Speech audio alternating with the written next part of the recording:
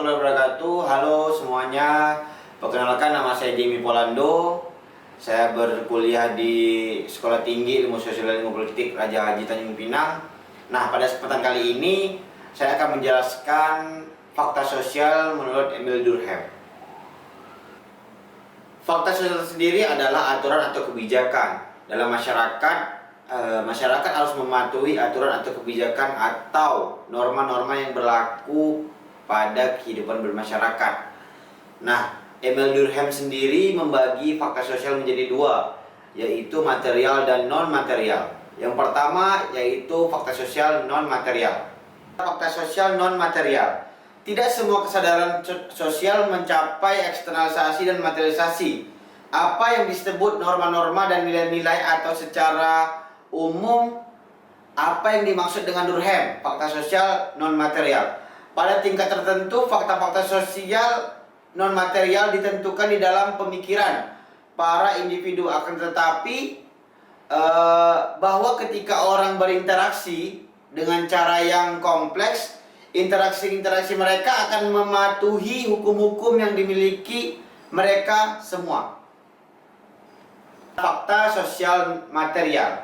Fakta sosial material lebih mudah dimengerti karena dapat diamati secara langsung.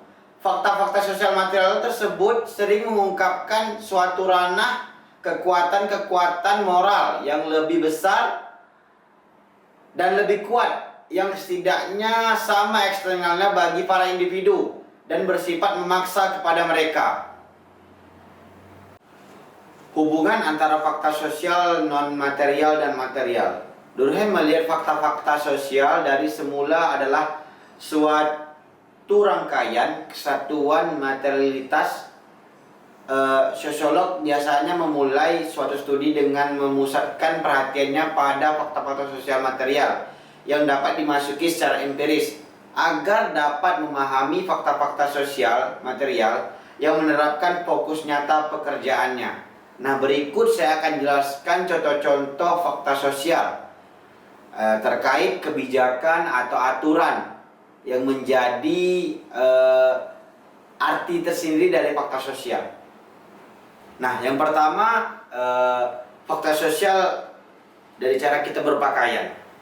Dari cara kita berpakaian sendiri kita bisa mengambil contoh dengan kita mengikutnya aturan yang sudah diatur dari sebelumnya kita lahir.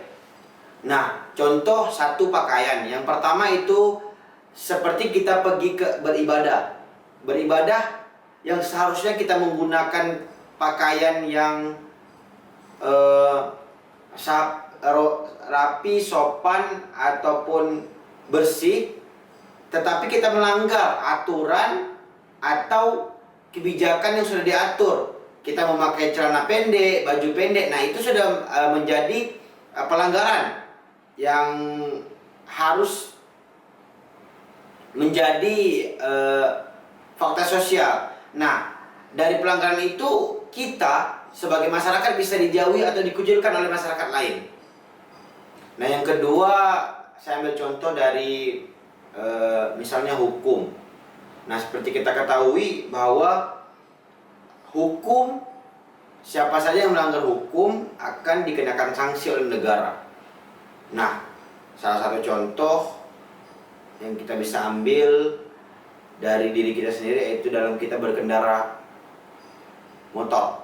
Nah, seperti kita ketahui bahwa kita berkendara motor harus melengkapi surat-surat izin, harus mempunyai SIM, memakai helm, dan masih banyak aturan yang harus kita lakukan saat kita berkendara. Nah, apabila kita melanggar salah satu aturan itu, tidak memakai helm dan tidak membawa SIM, nah kita akan didenda. Nah, itulah salah satu contoh fakta sosial. Di zaman sekarang kita harus selalu taat pada aturan atau norma-norma yang sudah diatur untuk kita dalam menjalani hidup maupun mandiri dan masyarakat. Nah, dari penjelasan fakta sosial yang saya dapat simpulkan bahwa di kehidupan sekarang masyarakat harus mengikuti atau menjalani aturan atau norma yang sudah berlaku pada masyarakat sendiri. Apabila masyarakat tidak mengikuti dan tidak menaati peraturan atau norma yang sudah berlaku, maka dia akan dikucilkan atau dia akan diberi hukuman oleh pemerintah maupun masyarakat. Nah, dengan demikian kita sebagai masyarakat ataupun individu harus mengikuti norma atau aturan atau kebijakan yang sudah diatur sebelum dari kita lahir.